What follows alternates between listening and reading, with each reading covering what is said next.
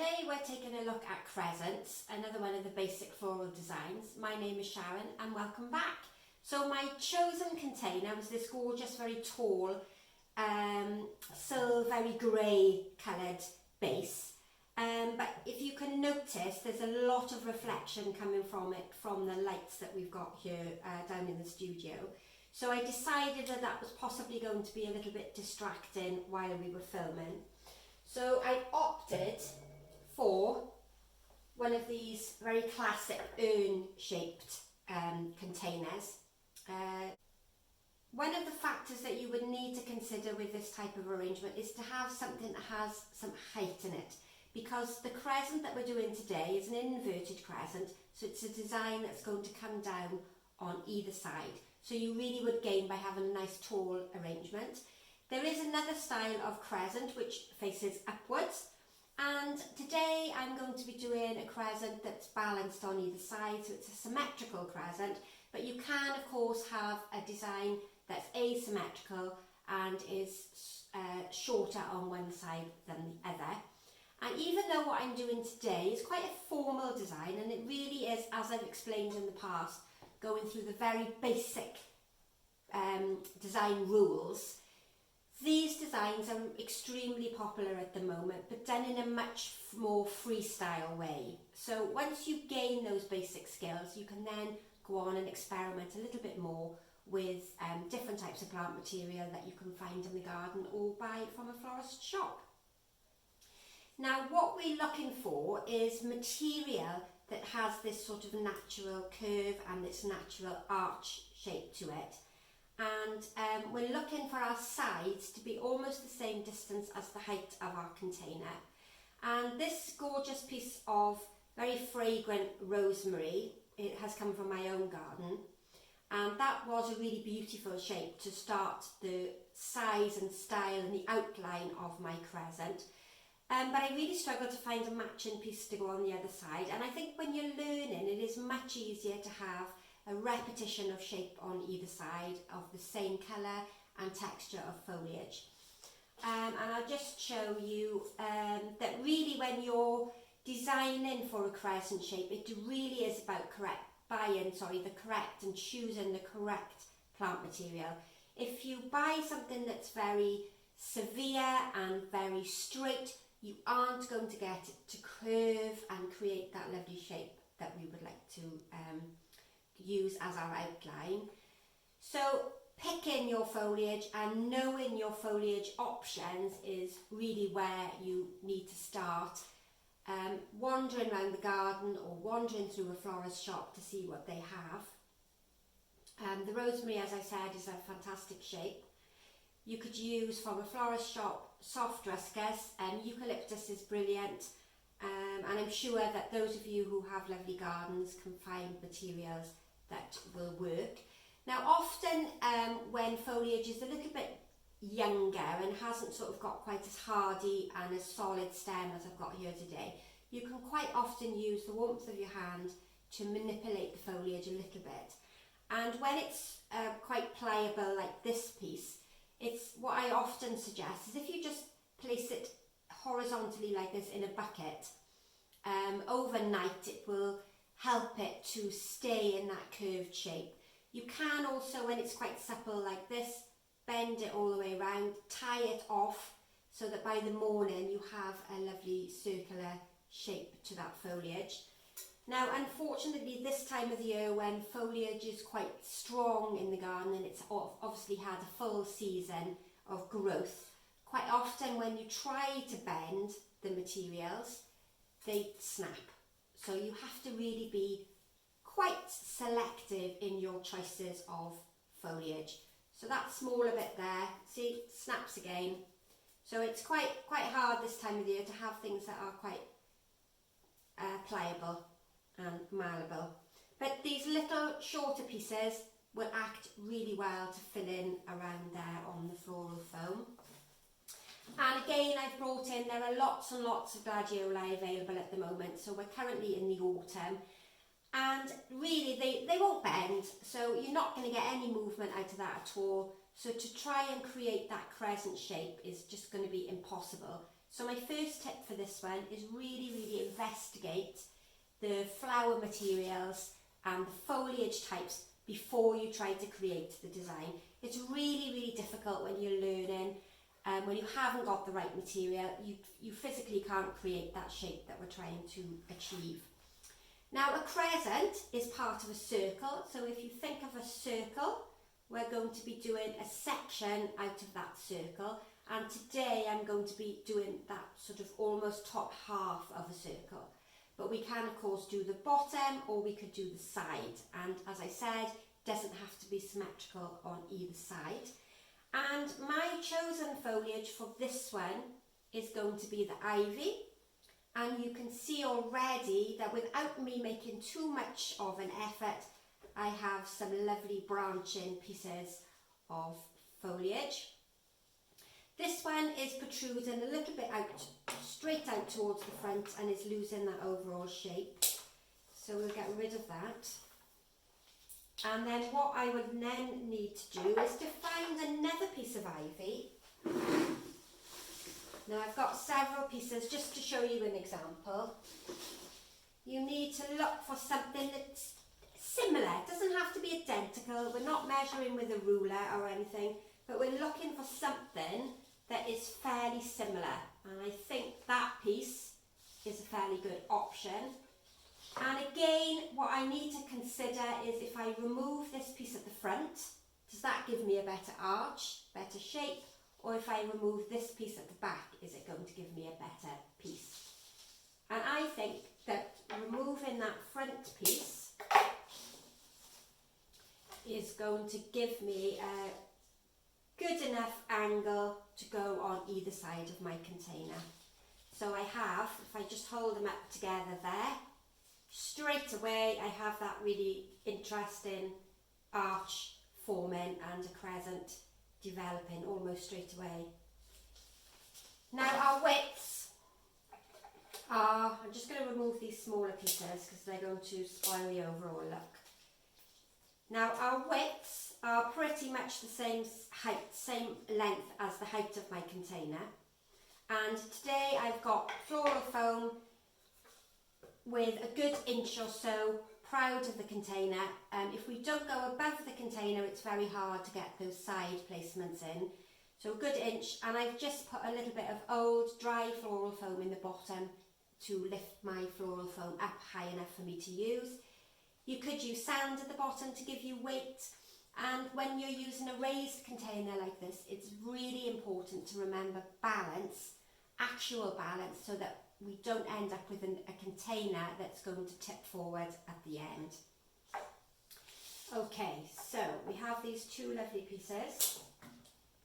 We'll just cut that there so it angles down over the side, and we'll do the same on the opposite side.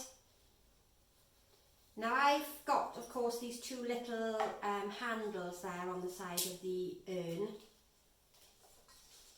so that I have a little bit of an added problem with these handles here on the side. But I've just decided just to work in front of those. And if you can imagine an imaginary line from one side to the other, hopefully we have a fairly good shape forming from one side to the other. Now, as I mentioned just now, when we're arranging with a raised container, it's really important to bring some actual weight here to the back. So with the shorter pieces of foliage that I removed, and with the spare bits of foliage that I have there, I'll use these to bring towards the back as well. So you're looking at the front at the moment, and this will help fill up the back of the container. It prevents my floral foam from drying out, and most importantly in this design brings me some depth, so your eye travels through to the back and gives me that weight, that actual weight, so that it doesn't fall over. And again, the foliage, by nature, I've been very selective in the pieces that I've chosen. You can see that it still curves quite nicely. so that as I'm placing it in at the back, it's draping beautifully down over the back there of my container.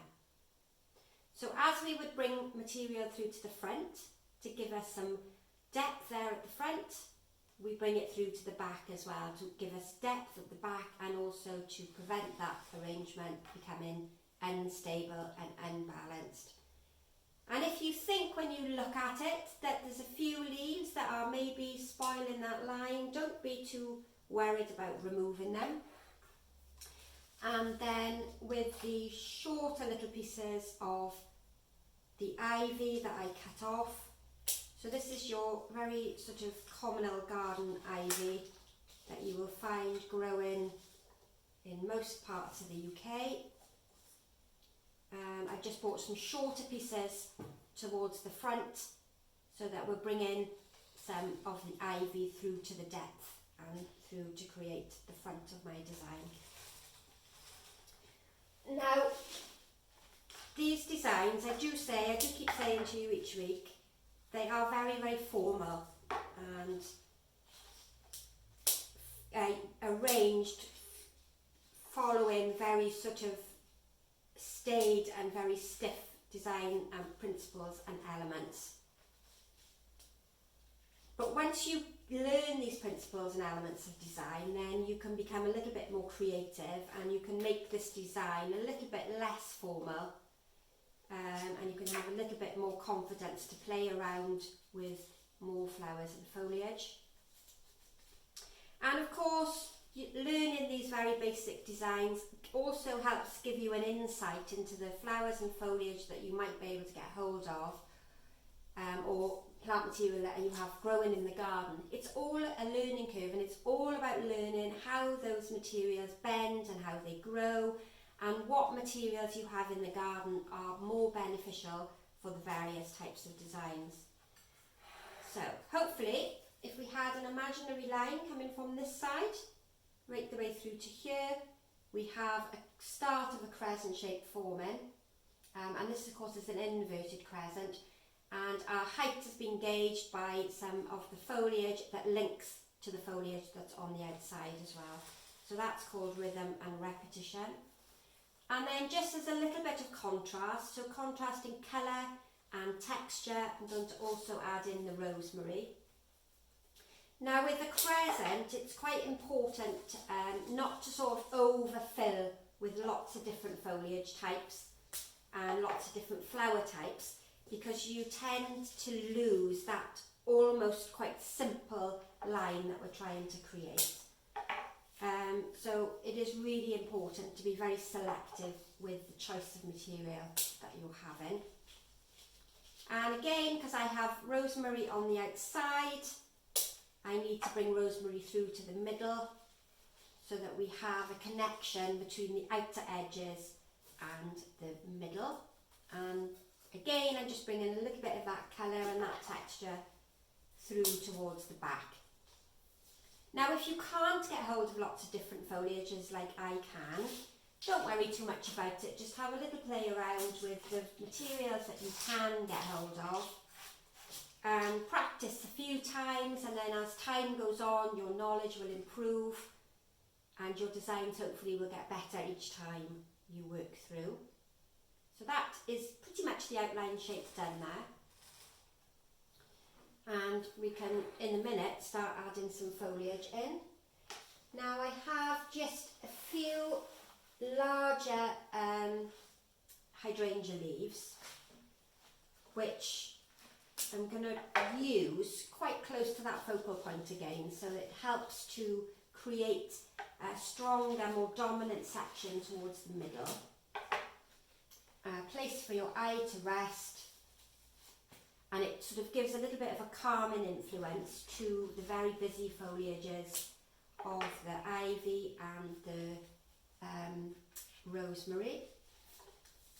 It does at this stage smell absolutely wonderful. I'll just swap those two over because on the camera you won't be able to see that position. There we are. So we're bringing that lovely colour of the hydrangea, that lovely texture, right the way through to the back.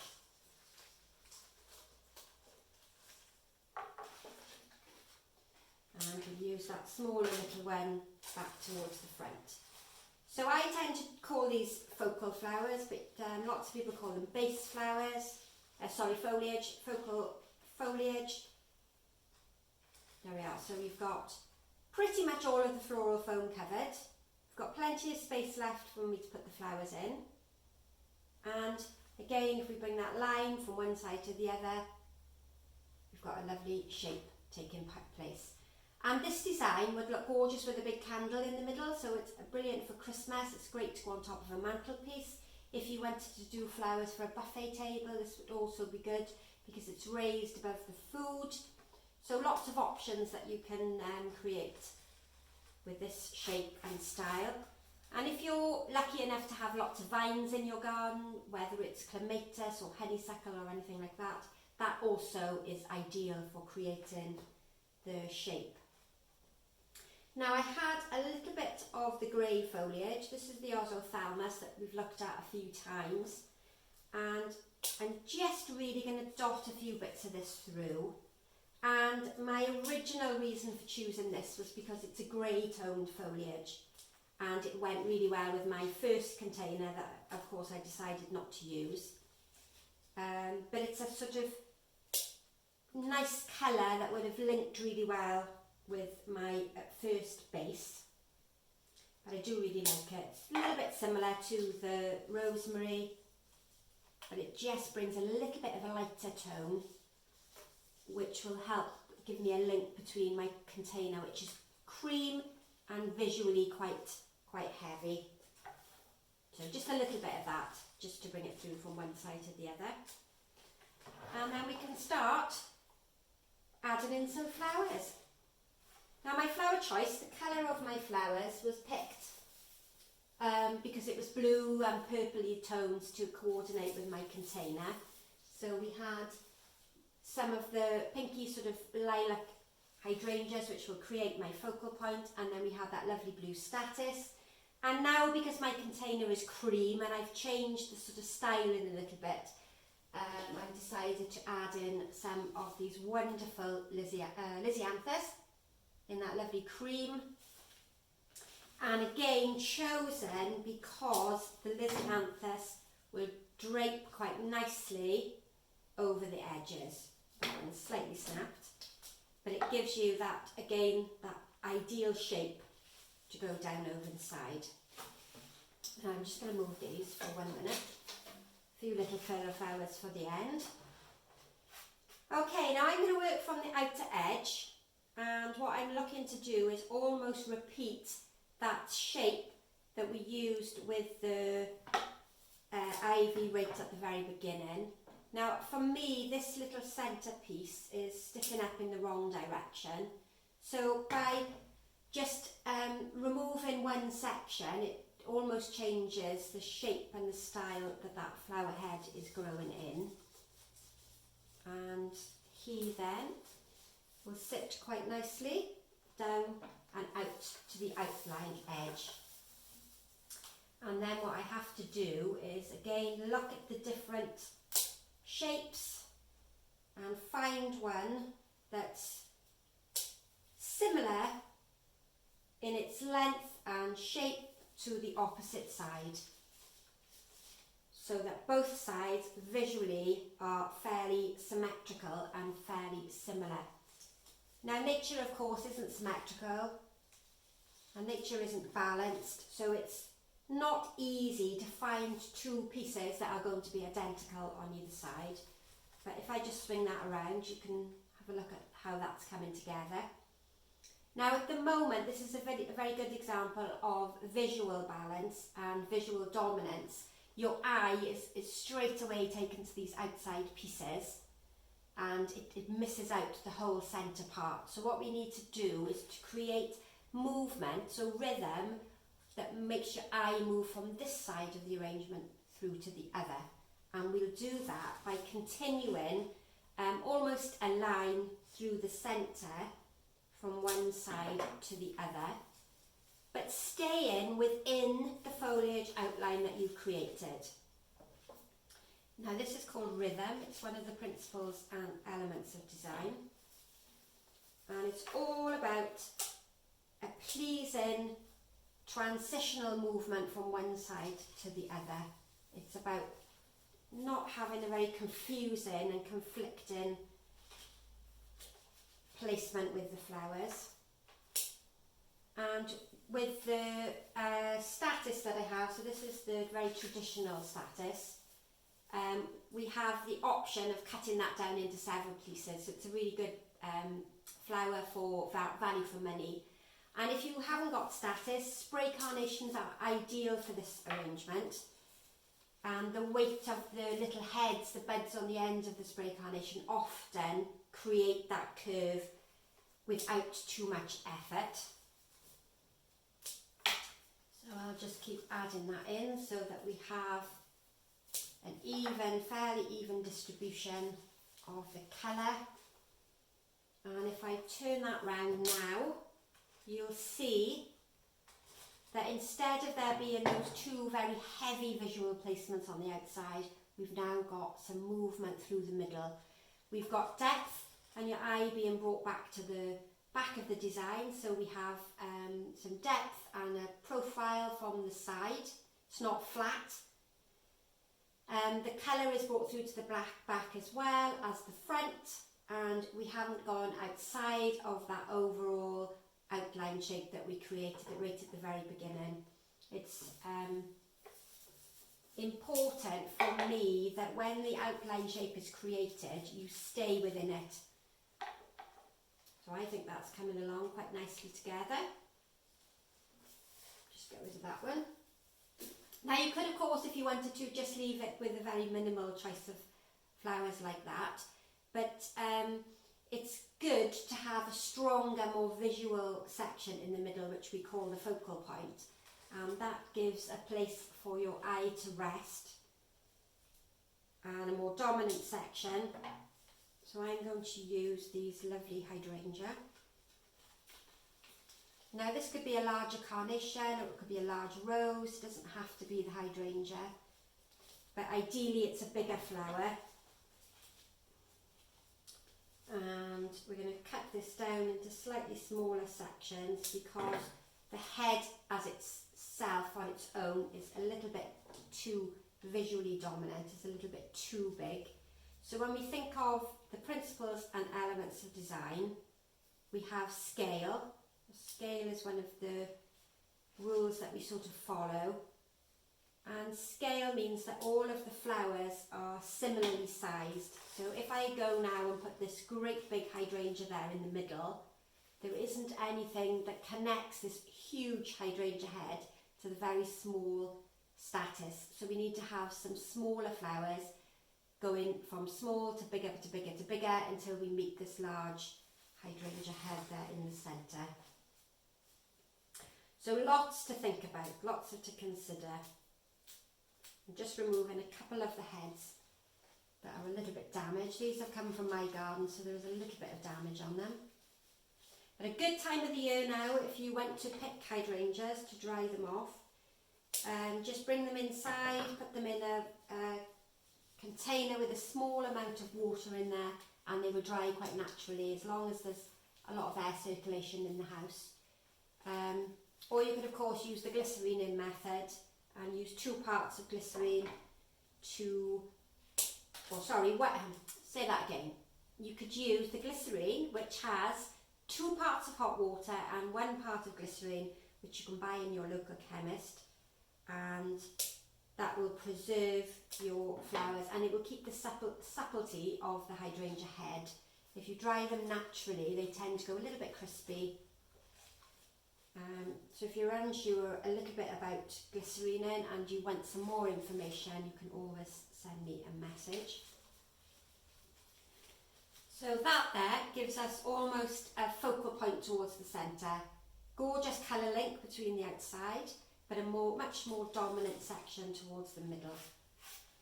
And then I'm going to go in with the creamy coloured Lisianthus. And even if I hold it like that, you can see straight away what a good choice of flower that is, because it arches beautifully without too much effort.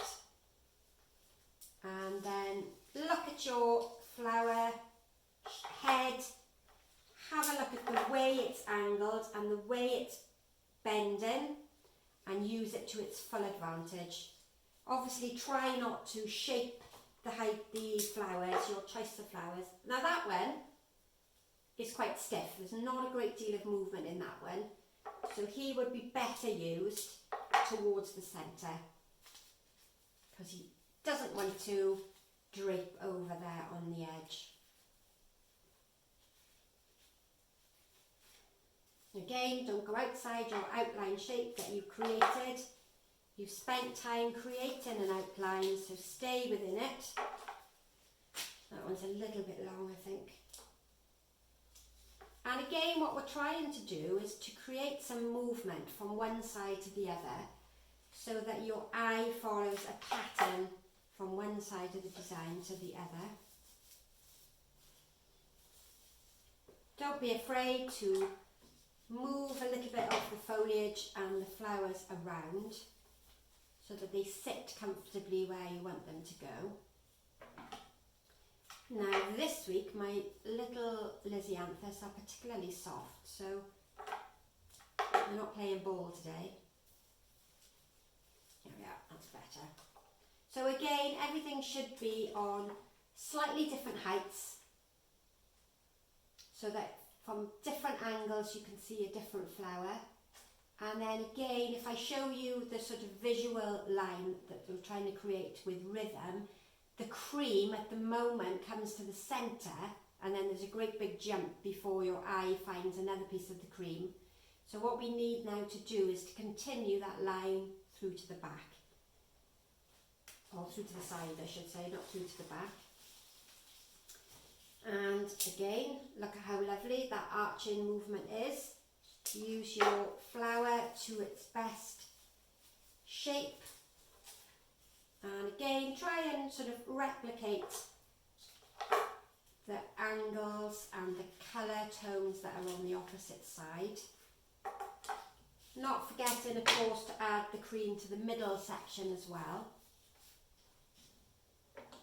Now this brings a really good colour link between my container as well. It helps to link the two together, which is sometimes important in flower arranging, that we don't have a very dominant base. But sometimes the setting that you place your floral design in changes the overall appearance completely. So when I'm working on the design here and I have a fairly plain background, the container is quite dominant. If I put it up against a dark background, the container becomes very, very visually heavy. But if I put the container on a cream background, it will almost disappear. So there's lots and lots to consider as you get more experienced in floral design.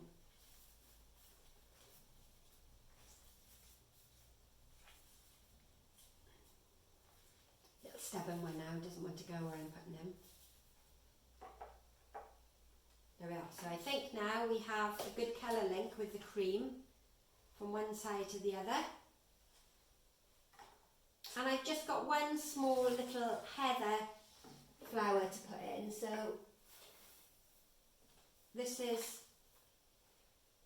gorgeous white heather, and I had to use this. I felt really compelled to be able to use this. This has been sent to me by a lovely lady called Moira who's up in Scotland. So hello Moira.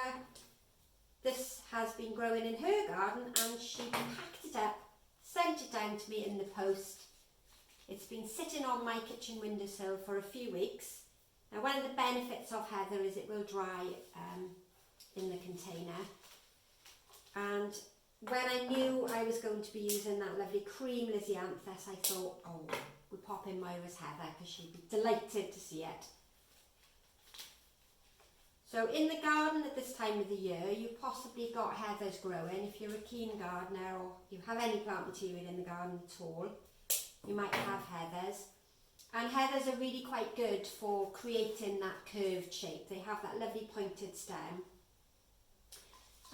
So if you have heathers, pop out and have a look at those and see how the shape will work within the design.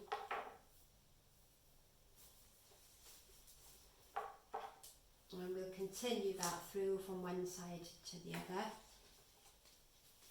And again, in this very sort of traditional design that we're doing, these very basic floral designs that we're looking at, we have a very basic selection of flowers. A little bit more adventurous now as we're getting through the weeks, so we've moved on from just using single carnations. And I just spin that around, you'll see again that lovely link from one side to the other. And when you're learning floral design and you get bombarded with the sort of rules and instructions and guidance that we give you, sometimes it's hard to work out how those principles and elements of design are actually put into place and what exactly rhythm means. But rhythm is your eye moving from one side to the other, and you can create it in a variety of ways, but in this design we've created the rhythm with the colour and the variety of the flower from one side to the other. So how do we think something you could achieve at home? So remember, spend a little bit of time selecting the material that drapes forward beautifully. Remember to bring weight through to the back, because it's very important when you have a raised container. And select colours and flowers that are in scale with one another, so that we don't have a huge flower alongside a very small flower. And have a little play, a little bit harder than the designs we've done in the weeks before, but a very attractive one. And if you don't want to go quite as formal as this one, try a little bit more of a freestyle. Go asymmetrical if you want, with one side longer than the other, but just enjoy and see what you can come up with. Now, if you've been enjoying the videos, then there are a new series of videos which hopefully will come out on a Wednesday evening, where we explore some different ideas in floral design. But if you've been enjoying them, give us a comment or a thumbs up, because it really does help other people see the videos too. And click the subscribe button if you want to be notified when another video is updated and uploaded. And of course, if you've got any questions, just pop it in the comment box below, and I will list the flowers and foliage that I've used in the comment box below as well. So thank you for coming back. Hopefully we'll see you next week when we are moving on to a Hogarth Curve, which is one of my favourite designs, but a little bit harder to do. And pop back Wednesday if you want to see something a little bit different. But bye for now.